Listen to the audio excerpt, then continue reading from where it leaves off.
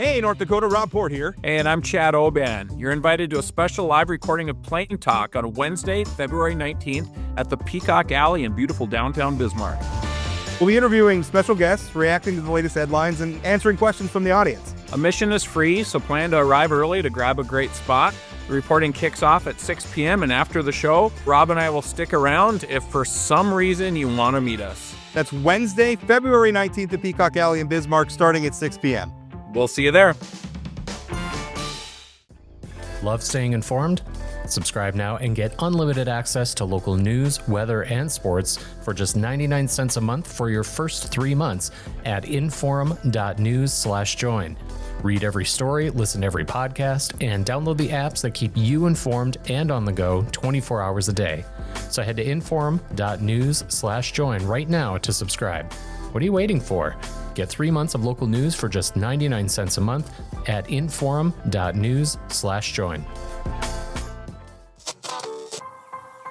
You're listening to Plain Talk, the voice of North Dakota politics. I'm your host, Rob Port. If I sound distracted, it's because I've been busy covering this story all morning. I'm joined by my co-host, Chad Oban. He's right of center, I'm left of center, both sides of the political spectrum. I think it's cathartic. I think it's a necessary and proper debate. I'm glad we're having it. And honestly, we have to do better. Okay, I don't know why I'm getting blamed for this, right?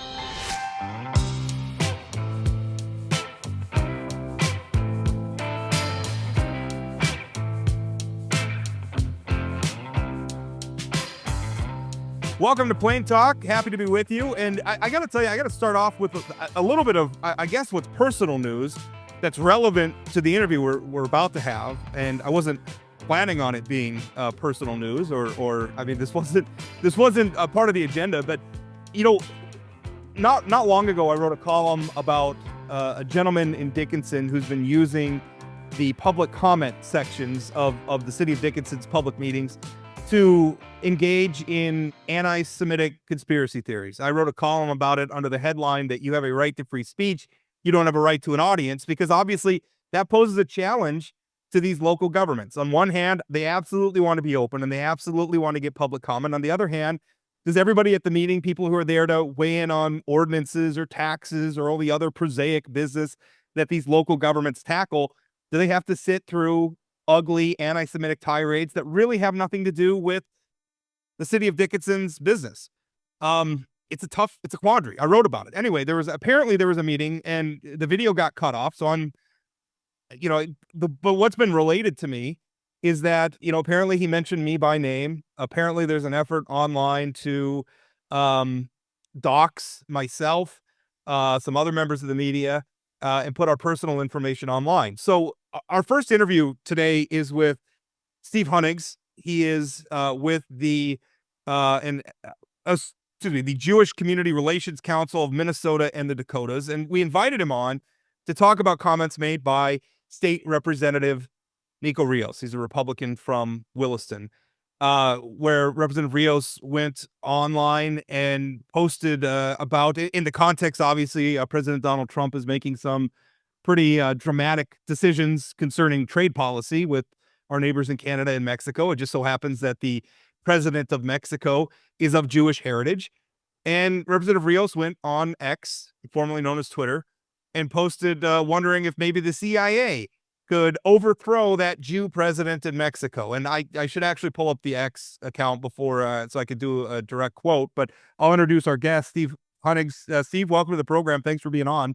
Thank you, Rob. Thank you, Chad. Thank you to Matt for your assistance. It's a real pleasure. As you said, North Dakota, Minnesota, South Dakota are all part of our territory. As I say, 225,000 square miles of paradise.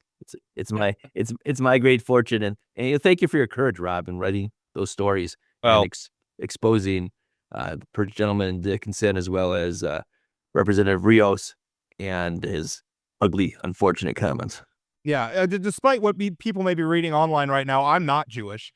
Not that I'm just not. I would be perfectly happy if I was, but I am of Scandinavian Lutheran background, although these days I'm not spiritual at all. But I just, it's remarkable to me. And what Representative Rios actually posted on X, this is a direct quote.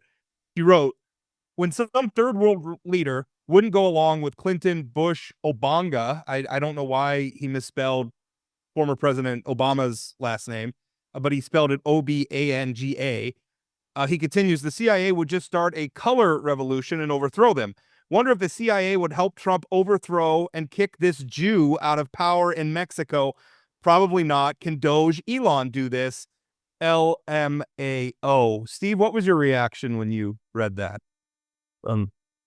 You nailed it perfectly, Rob, in your column for the forum. But I'll say it's inexcusable, irresponsible, anti-Semitic, as I said before, ugly, and to say the least, unfortunate. There's nothing to elevate public discourse. That's for certain. Completely unnecessary. There's no reason to describe President Sheinbaum in that sense. And if you want to pull something up, just because there's nothing new under the sun in this sense with anti-Semitism, because so much of anti-Semitism just recycles, fitting itself into whatever the contemporary circumstances may be. Isn't that from 1938? There was a particularly bitter gubernatorial race in Minnesota between then Senator Benson and Harold Stassen, who would become the boy wonder governor of Minnesota, and forces opposed to Elmer Benson, who had a Jewish wife, by the way, circulated this cartoon, 3Jehu, Jehu. Well, it doesn't take much imagination to figure out the point that was being made in 1938, that Elmer Benson, according to this cartoon, was in the thrall of his Jewish advisors, Rutzik, Harris, and Jacobs at the time. My point being that whatever it is that Representative Nico Rios said, and I've never met the gentleman before. I hope to meet him at some point and we can have an informed, intelligent conversation. Two, this is something that we see all the time, going back years and years and years and decades in history, where Benson is being said to be in the thrall of Jews, or Jehu drivers. It has nothing to do with the merits of political issues facing Minnesota in 1938. It has nothing to do with the political issues facing North Dakota and the United States in 2025, which just as cast aspersions and call people Jew. That's anti-Semitic, as I said before, unnecessary, ugly, and it's something that we must address. And again, Rob, thank you for dedicating a column to the issue.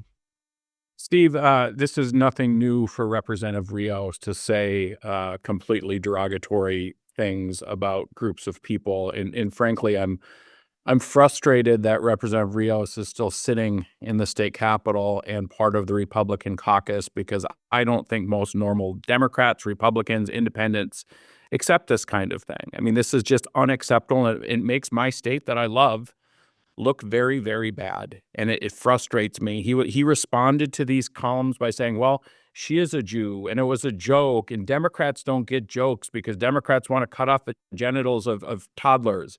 This is crazy stuff, right? This is crazy stuff. But there have been no repercussions for Representative Rios in the past.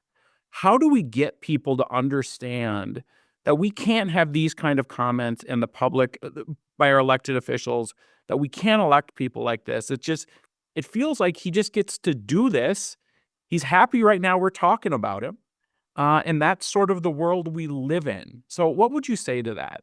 It's a good question, Chad. And immunity and impunity come to mind, because we live now in an age where people can say practically anything without any consequences. Rob, you mentioned before, people are entitled to their their First Amendment rights, but they're not entitled to an audience, right? Well, the analog to that is, as a member of the North Dakota legislature, a body with a proud history, sure, you can say what it is that you want, but there should be electoral consequences to it, because that gentleman, and again, I'd like to meet him. I've never had a chance to meet him. I don't want to judge him necessarily based on one thing he says, but apparently there's a pattern, as Chad is pointing out, and I've read. You would think that somebody would address it and say, this may not be the highest and best place for you in the North Dakota legislature. So what you're doing, Chad, and what you're doing, Rob, is critically important. It should be part of the public discourse. Chad, you also point out something, though, that's really key. There are many people who say, as long as you're talking about me, it's a good day, no matter what it is. And so that's the rub of the situation, is when people are saying outlandish, outrageous things and we're paying attention to them, it often satisfies some urge and also puts them front page, so to speak. So how you reconcile those two political consequences for awful speech, yet not giving the person the attention that they want, is not easy. But I suppose if one is, looking at it from a North Dakota perspective, perhaps there's a better place for Representative Rios to serve than in the North Dakota legislature. But that's a decision for the voters of his district to make, right? Yeah. Yeah. Just to give some appropriate context, Representative Rios has not been on the ballot since these stories have broken. So the voters could recall him. I mean, that exists under the law. And at one point, when he had the previous altercation, when he got arrested for DUI, and he was using homophobic slurs, he was making racist comments about immigrants and refugees. There was, I guess, stirrings of a potential recall campaign, but nothing came of it. There are steps that could be taken in the legislature. He could be stripped of committee assignments. He could be removed from the Republican caucus. He could even be expelled, although that's happened once before in state history, not that long ago, as a result of some of my reporting into former Representative Luke Simons. One of the things, Steve, is how, because I think it joins with what you're talking about. We seem to live in an age where people could say things and they get away with it. And there's not, I would argue that not that long ago, somebody who did things that said wildly anti-Semitic things, there was a time not that long ago where there would have been real electoral consequences. And I'm not sure we're living in that time right now. And I'm really scared because a lot of this was mainstream. I started talking about, a situation that I'm dealing with now. And when I went looking for some information of, where this person may have put some of my personal information online, I ended up at websites like BitChute. And in order to watch some of the anti-Semitic, diatribes, I first sat through an ad for ivermectin by former Congressman Matt Gaetz. And then I sat through the son of the president, Donald Trump Jr., promoting his podcast. And then we got to the anti-Semitic content. And so that's what really scares me, Steve, is the degree to which this stuff is becoming mainstream and endorsed and just normal and accepted. Let me give you some statistics to underscore your point, or as parallel to the points that you're making. One, since this October 7th, the Hamas terrorist attacks on Israel, ADL has found that anti-Semitic incidents have risen 360% in the United States. FBI, they have a little different way of categorizing, generally by the statistics that they keep, rose 63%.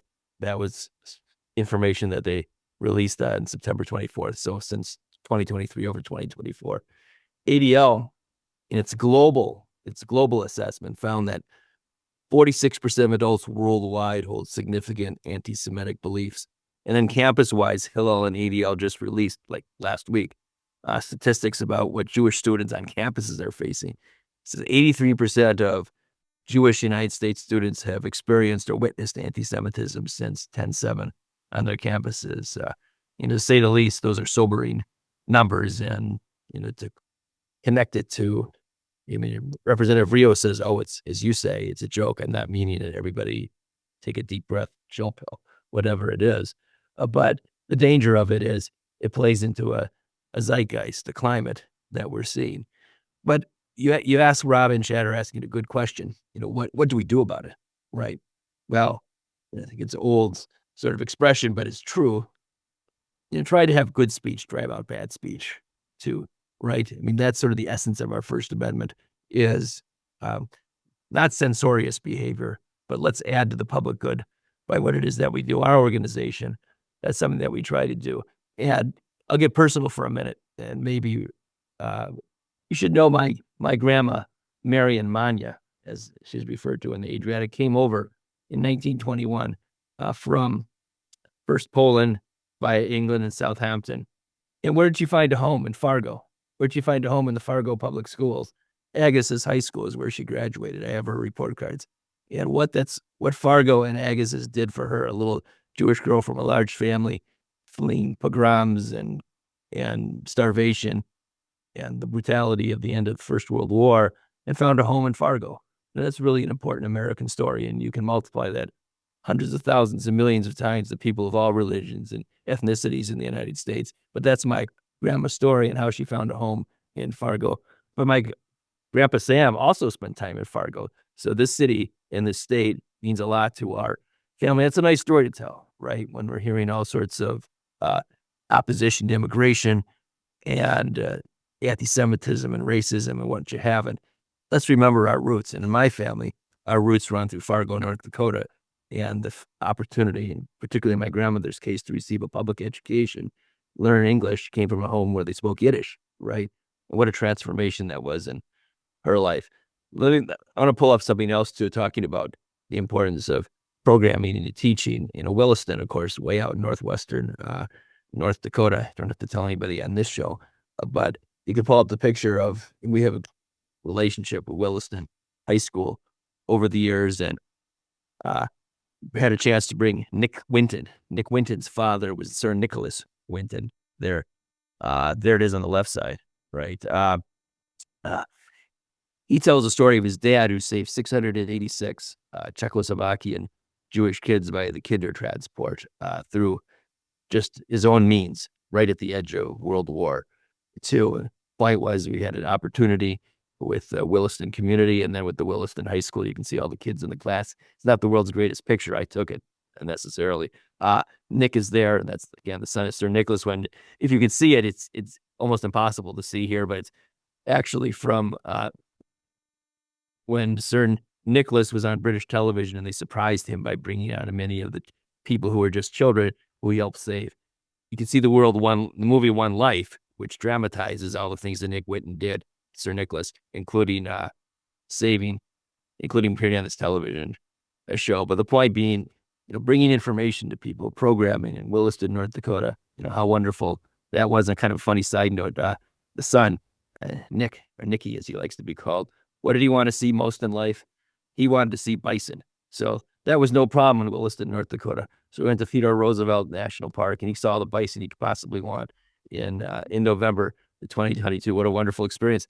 That also shows a great story. On the right side, this is from Holocaust Memorial Month, April.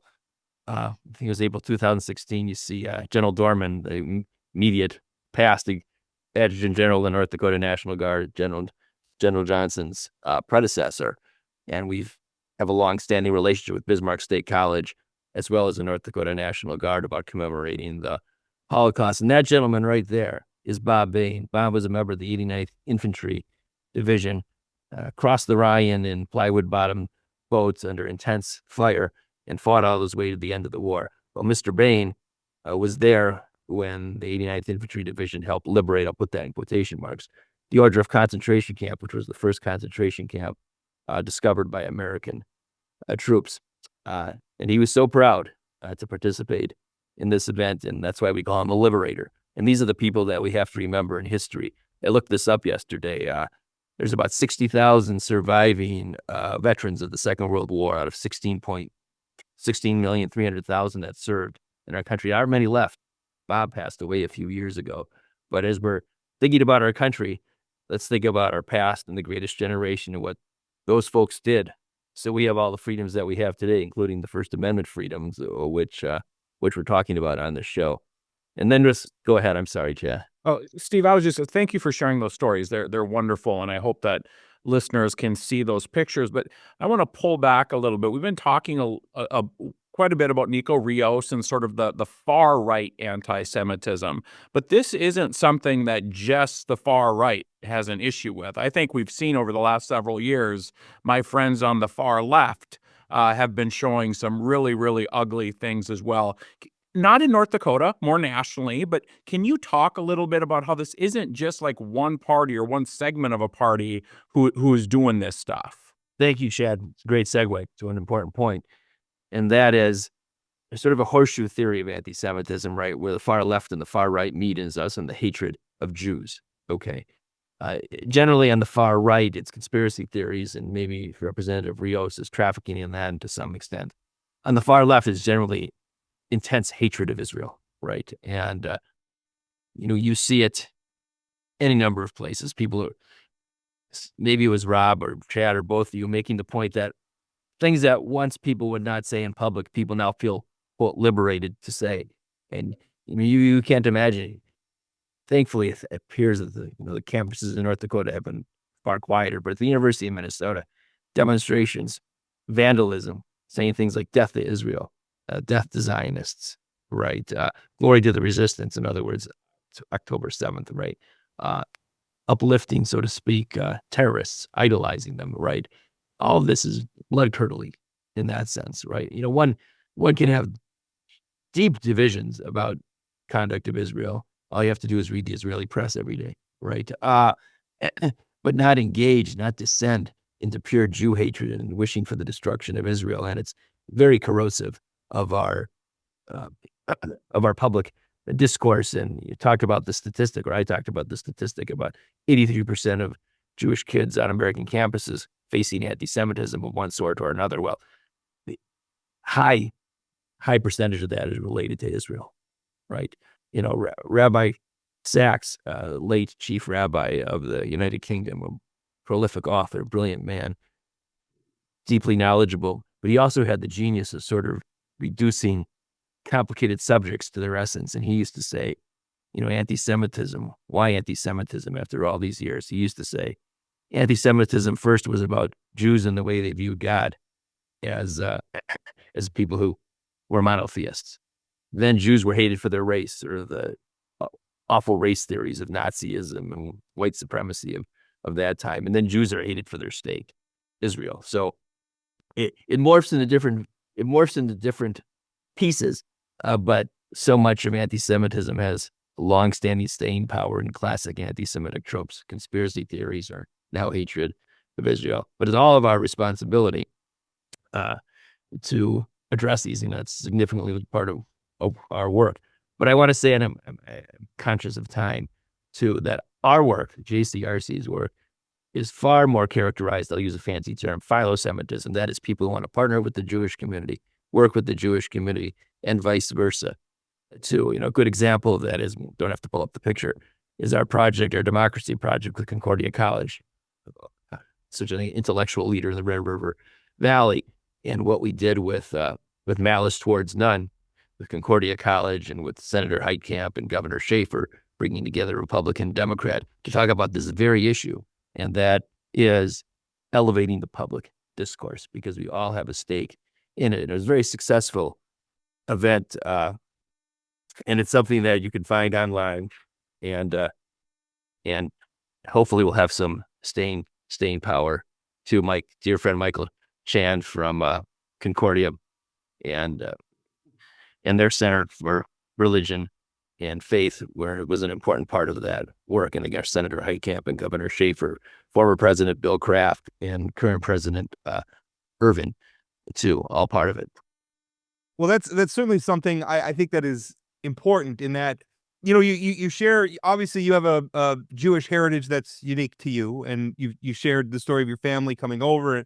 And I think that's an important part of it, is getting to meet each other and know each other, and understanding, sure, the ways that we're different, and the ways that your journey and how you and your people ended up in America is different than mine, but also ways in which it's the same. My family immigrated to North Dakota from Norway.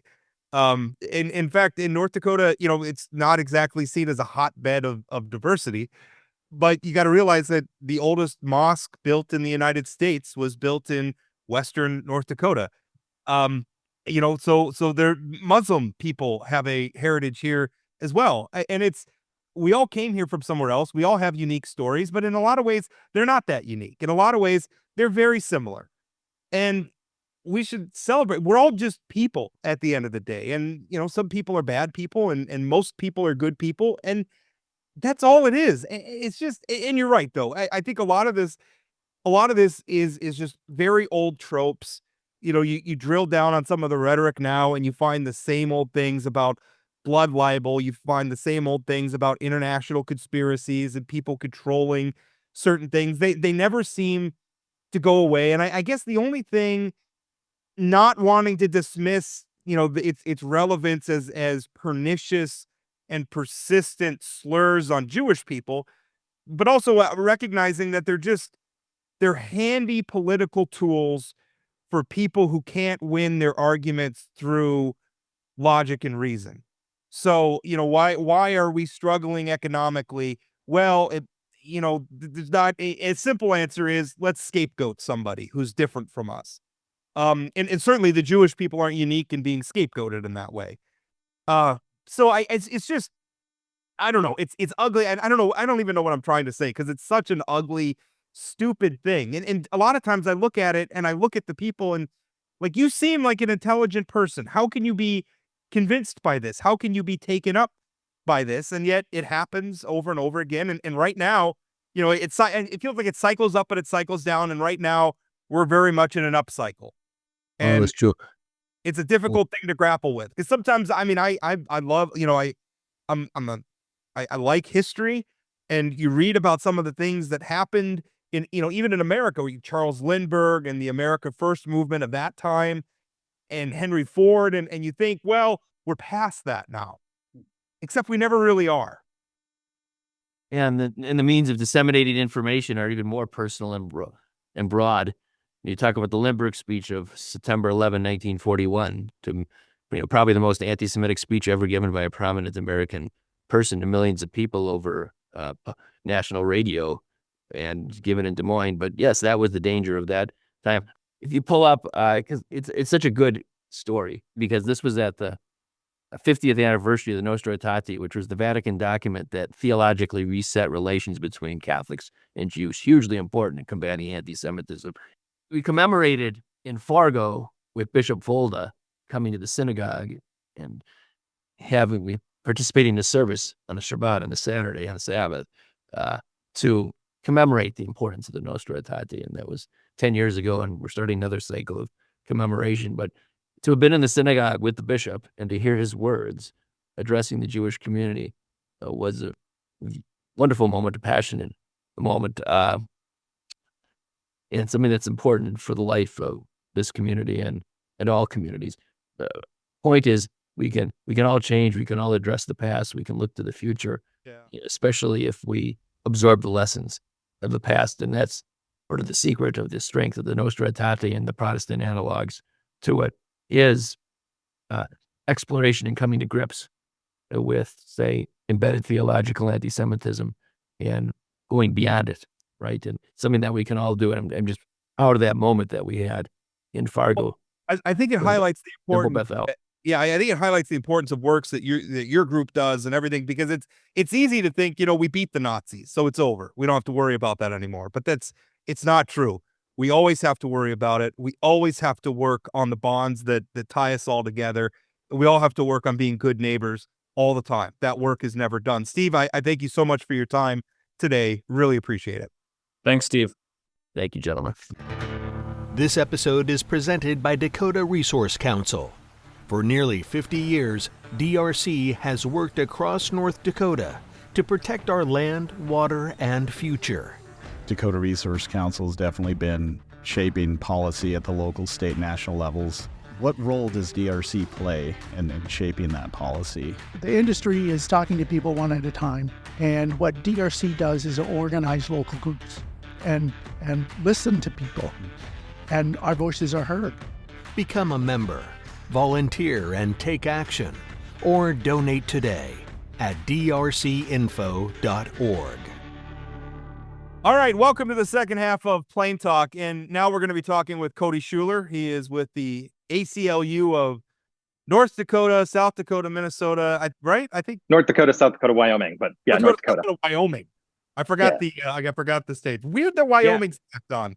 Rob, our first guest, had 3 states. Now Cody's got 3 states. It's very confusing. We know the Dakotas are together. Yeah. And to be clear, I'm focused on North Dakota. I am former resident of South Dakota, but don't go usually south much. We don't like being lumped in with those hosers from the lesser Dakota. Absolutely. We can argue about capital architecture. That's always a hot topic with my colleagues in South Dakota. But I wanted to ask you a little bit, because there's a First Amendment issue over in Dickinson that has cropped up where they are really struggling with a person, and it's gotten a little personal for me because I wrote something about it. My headline was that you have a right to free speech, you don't have a right to an audience. And what it is this gentleman, he's getting up and he's making just wild anti-Semitic speeches during the public comment section of city meetings. And they're really struggling with what to do with this. Because on one hand, they want to protect the right for the public to come up and address, and they don't necessarily want to put a lot of guardrails on that. On the other hand, they also don't want their meetings to turn into a platform for this guy to talk about stuff that really doesn't have anything to do with city business. So there's, and last night there was a situation, I guess he referenced me. I guess there's an effort out there on social media, whatever, where to kind of dox me or whatever. But I speak to that a little bit because that's something it's very local. I think we have local public officials whose hearts are in the right place on it that are really trying to balance this, as one of America's, preeminent First Amendment organizations. What do you do? I mean, this is a tough time right now. Yeah. Where people are saying some things, and also, Representative Nico Rios, we just talked about that in the first segment and some of his comments on X. We're living in a tough time now where people are saying some things that are really atrocious, and how we handle those things, from an official standpoint is tough. Yeah, I think there's a struggle to balance our First Amendment rights and sort of the time that we're living in. We've experienced this a lot. Fargo has experienced this with public comment periods. We've also seen it now cropping up in Dickinson and other places in the state. There is a bill actually talking about which is specifically talking about public comment periods and the mandatory nature, or trying to make sure that they're mandated in different spaces.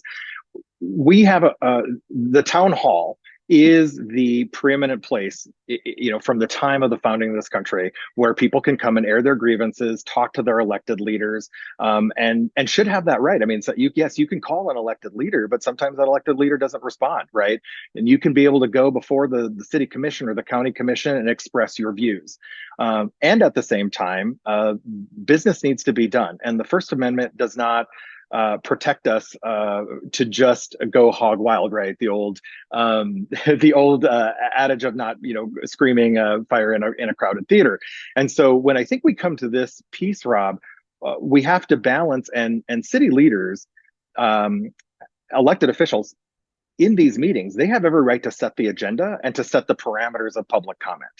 That is not a breaking of First Amendment right, because there are so many places for individuals to express themselves. And so city leaders should be empowered to set the parameter. Fargo did a really great thing by keeping an open public period so people can come and talk about whatever's on their heart. There's a time limit. It's set at a certain time in the meeting. And then there's times to discuss things or for the public to be able to come forward specifically on agenda items, again, with time limits and time frames. And a chair still has, it is not infringing on somebody's right for a chair running a meeting to cut somebody off and to say, we're moving on to the next thing. I was just in a hearing this morning here at the Capitol where the chair said, I think we've gone off topic. Let's go back to whatever and move on. That is the chair's prerogative, and that is not a free speech violation. And so I think there's ways for us to do that and to balance that. And this individual can say or do or write whatever they want, publish what they want online, write their op-eds, and say what they want in the meetings within the guidelines that are set by your city leaders or the electeds who are in charge of those public meetings.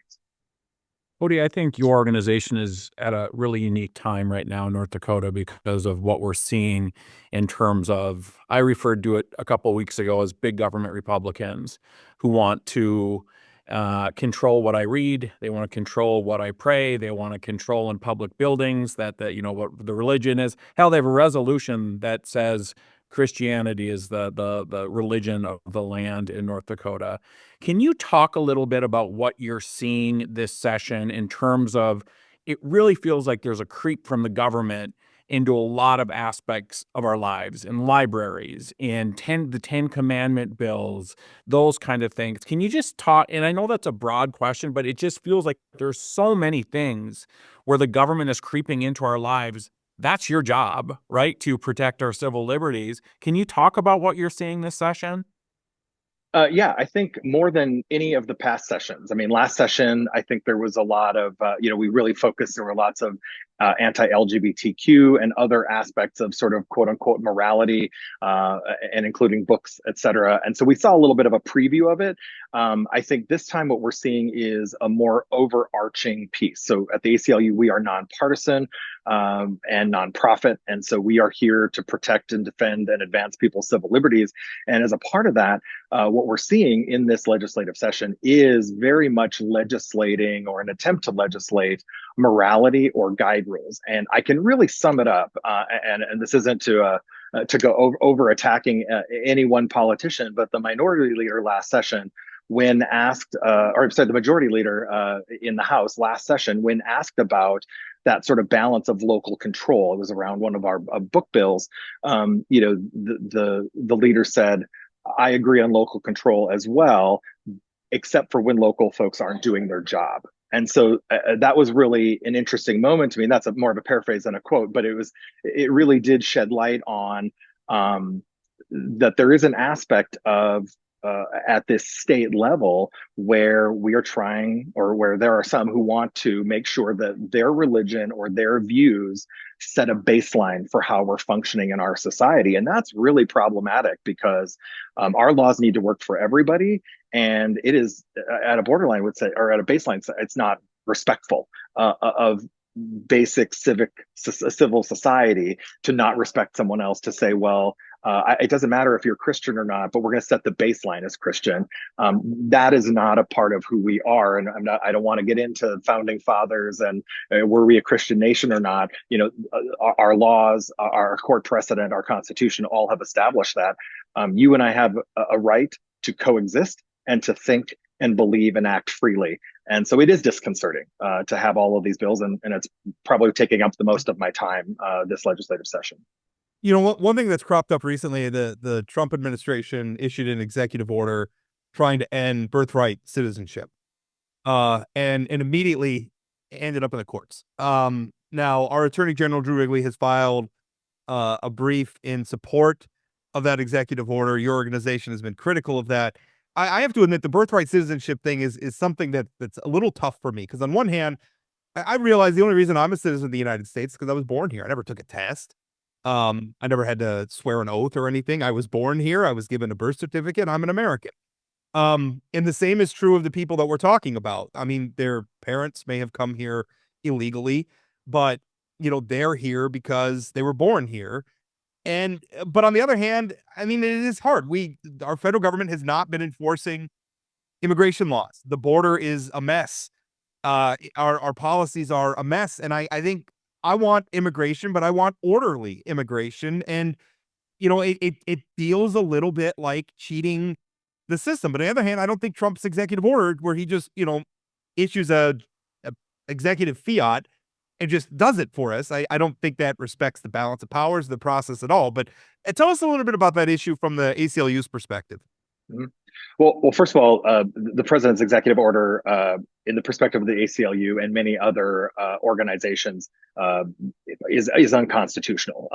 And the executive does not have the authority to do that or to alter that. So we'll let that play out in the courts. That's above my pay grade in a different department. But at the end of the day, the Constitution has placed birthright citizenship, and we can obviously even look at historical context as to why it's there and its role in the end of slavery. But it also has been pushing 200 years of being then the law of the land. And so we have been this is how we functioned, generations have. And if we want to change that, there are constitutional processes for that. There are legal processes. Immigration, Rob, has indeed been a mess. I think since I was a little kid, we've been talking about the need for immigration reform. I don't disagree at all, but this isn't the way to do it. We have ways to have serious adult conversations in this country, and to issue an executive order trying to alter the Constitution, not the way to do it. And I think that there's just a different process, but everything is so heightened and so hot right now that I don't even know if we can find the starting point. So, Cody, two different issues I want to ask you about at the legislature, and I sort of alluded to one of them affecting schools. The 10 Commandments And if you can talk about a little bit about your opposition to that and where that is in the process. I think they're amending it and doing all kinds of things.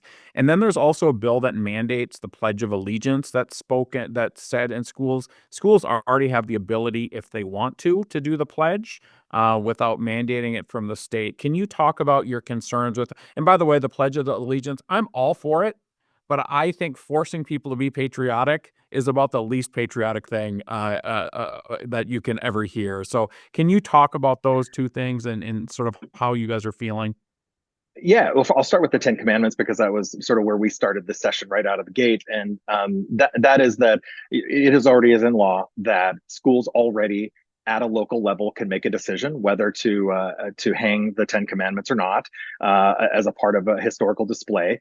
And I think that the issue that we're having this legislative session is that the argument that's being made is sort of speaking the bill sponsors and a number of the proponents of that are sort of speaking out of both sides of their mouth. On one hand, they are saying that the Supreme Court, with what's called the Lemon Test, we don't have time to get into that, but with some of the recent changes at the Supreme Court level, that this historical document, the Ten Commandments, we're freed up now, more freed up than we were in the past, to be able to hang that in a classroom and not infringe on people's rights of religion. But at the same time, wanting to place it there as a historical document and have that mandate, and we won't get into the amendments or anything and where that's at, but at the bill as it was sponsored, to put that in the classroom every day as a historical document. But then the argument that's being made in as it works through committee and to gather votes around this is that we have an obligation under the North Dakota Constitution to be teaching a base level of morality. And so is it a historical document or is it a moral document? You can't have it both ways to protect it under the law, because it becomes establishment of religion if we're going to talk about it as a moral document.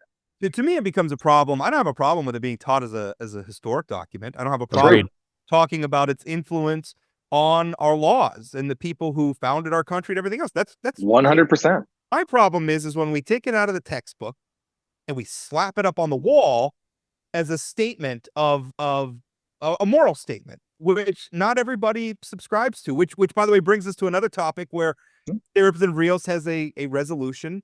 Now granted, it's a resolution, so it's not a law. It's more of just, I guess, an expression of it's a position statement, I guess.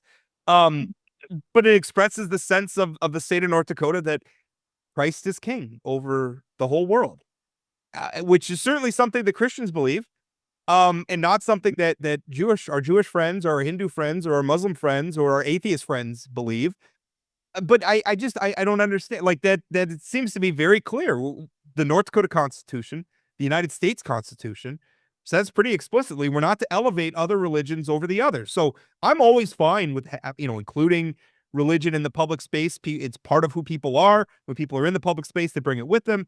But this idea that we're just going to elevate these things, I mean, they're blatantly unconstitutional. Although I think they serve a political purpose. I think they know the resolution's going to fail. I think they know the Ten Commandments thing's going to fail. What those things are going to end up are in mailers come election time, where they can accuse incumbents who voted against them of being anti-Christian. I think that's the political purpose of these things. Yeah, I wouldn't disagree, Robin. I would say that with that in particular, the resolution, Representative Rios's resolution, what we're seeing is we're just seeing a larger cadre. To Chad's point about what we're seeing, asking about this at the tenor of the whole session, we see this sort of package of legislation, and it all sort of has a common thread of a Christian national.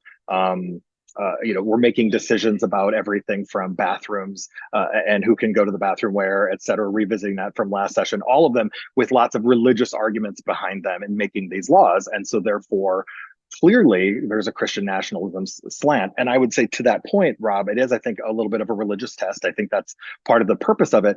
But here's what I would say. It's a resolution. It would not be binding by law.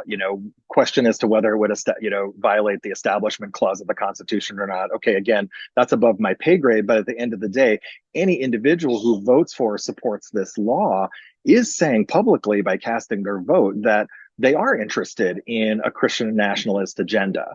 And so I think it works both ways. I think that there are lawmakers who don't vote for it are going to be accused of being anti-Christian, but it also is going to make it very clear to us as to who feel so strongly to vote for something as such, and to force that on other people, even if it's not a binding law. They're making a statement that they wish it was. Yeah. I think it's also interesting how, like, the Ten Commandments conversation, it takes us away from real conversations about behavioral health and issues going on in our schools, because some of these folks are just saying, hey, if we have issues in our school, let's simply slap this poster of the Ten Commandments on the wall, and then little Johnny's going to stop smacking his teacher in the face. It's a small-minded sort of not really solving big problems. And that was one of my frustrations listening to that hearing. But shifting to another issue that you're working on, Representative Murphy has a bill that would make abortion legal in some circumstances in North Dakota. Meanwhile, there's a pretty big court case that's going through as well. Can you talk about sort of where abortion is at in this session? I mean, we're all a month in, Cody, and we haven't even talked about abortion much yet. What's going on? I know it's like the Twilight Zone. So the ACLU, we do not believe that the legislature should pass any laws around abortion, even laws that we would support, while this court case is still pending. And so I think the legislature needs to respond. And I know that's a struggle because it's every 2-year session. And that's part of Representative Murphy's concern. We can't wait until the next session. But I think that it would be irresponsible for this session to act without getting the word from the court to be able to provide some guidance as to where to go next, right? They need to respond to that. Second of all, the ACLU is opposed to any time we put a ban on abortion. And regardless of this, I love that Representative Murphy is trying to seek a middle ground and have a good adult conversation around and finding common ground around this strained issue. But it's still a ban. I think that it has many problems in it and what kind of restrictions are. And I don't think that it solves the problem. And I don't think it solves the problem until, again, that we know what the court's going to say. So we will be opposing it just on those reasons. And but I do applaud Representative Murphy for wanting to carve out that space. And however, I don't think that we start that conversation with the session start, just in the same way that I hate legislators and lobbyists like myself. We hate when we start having the conversation in November, December about things. We need to start having this conversation months and months ahead of time and not wait until now to do it. So if we're going to find a better way, then we also need to move the timetable back. I will say that one of my great frustrations with organizations like the ACLU, and maybe it's not fair because you're a bunch of lawyers, is that you want to settle everything in the courts. Where I think it's been, I mean, for people who want legal access to abortion, I think it's been a terrible mistake, and you folks are now reaping the whirlwind with the courts having struck down the precedents. The courts gave, and now they're taken away. I think the focus should have been on building political consensus around middle ground, which frustrates me a little bit to hear that you're opposed. I mean, I understand that you're kind of opposed on timing, maybe more so than anything else, but it's frustrating to me because I look at Representative Murphy's bill as a good faith effort to find middle ground, because the way the courts have left things now, and I think the North Dakota Supreme Court is absolutely going to uphold that law. If you I had a column about this, you read the tea leaves, they're going to uphold it. We know where that wind's blowing. We got to find middle ground, and groups like yours are going to have to start defining what is your position on abortion. Because right now you're saying you oppose any restriction. Well, does that mean right up to the due date? What does that mean? Yeah.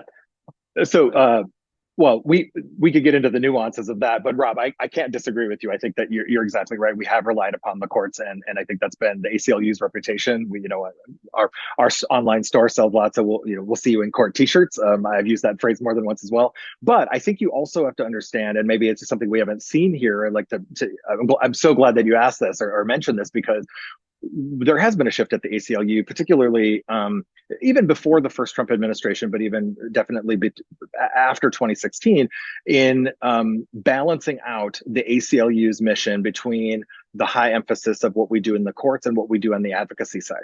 Right here in ACLU of North Dakota, for instance, I'm not an attorney. I do not make decisions about court cases. I do not spend my time. I don't have any power in that area. When people come and talk to me about stuff, I had somebody bring a lawsuit idea to me yesterday in the cafeteria at the Capitol. And I'm like, well, I'll send an email over to legal. That's you cut. But at the end of the day, we are trying to balance it out to say, like, we have an advocacy role. We want to, in fact, the foundations of the ACLU back in 1920 really was on an advocacy. And we always joke that the largest budget item at the ACLU in its founding in those early years was a line item called propaganda. And it was what it meant. It was advocacy work. It was getting the messages out about civil liberties. Bad And so term, though. we're Bad trying. term. Yeah. Bad term for it, though. Yeah, Cody- I think vocab meant something different then, but we're trying to do that, Rob. And so I'd love to continue to talk to you about that another time, about those Yeah. efforts, because it's not just about the courts anymore. Well, we're out of time now. Really appreciate you coming on, Cody. I appreciate it as well. I'm happy to come on and chat anytime. Thanks, Cody. That's it for today on Plain Talk, the voice of North Dakota politics. Plain Talk is a production of Forum Communications Company. Got a question, comment, or suggestion? Leave us a voicemail or send us a text message at 701-587-3141. That's 701-587-3141. If you haven't subscribed to Plain Talk yet, you can find us on YouTube or your favorite podcast platform like Spotify or Apple Podcasts. For those of you who are already hooked, give us a rating or review. And don't forget to share or tell a friend. Special thanks to my co-host Chad Oban, and from myself and everyone at Plain Talk, thanks for listening.